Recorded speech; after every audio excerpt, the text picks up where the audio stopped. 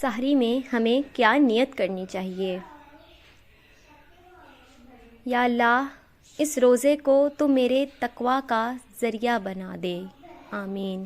یا اللہ اس روزے سے گناہ معاف ہوتے ہیں، یا اللہ اس روزے کی برکت سے تو میرے تمام صغیرہ کبیرہ گناہوں کو معاف فرما دے۔ یا اللہ تیرے حبیب حضرت محمد صلی اللہ علیہ وآلہ وسلم نے فرمایا ہے کہ جنت میں ایک دروازہ ہے جسے ریان کہتے ہیں، جس میں سے روزے دار داخل ہوں گے۔ آپ اس روزے کی برکت سے مجھے اس میں داخل کر دیجیے گا۔ یا اللہ آپ نے فرمایا ہے کہ روزہ میرے لیے ہے اور میں ہی اس کا اجر دوں گا۔ یا اللہ تو اس روزے کو صرف آپ ہی کے لیے کر لیجیے گا۔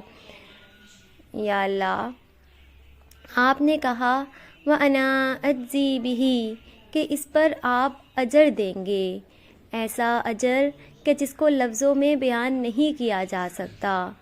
یا اللہ میں اس کا مستحق تو نہیں، پر آپ اپنے فضل سے عطا کیجیے۔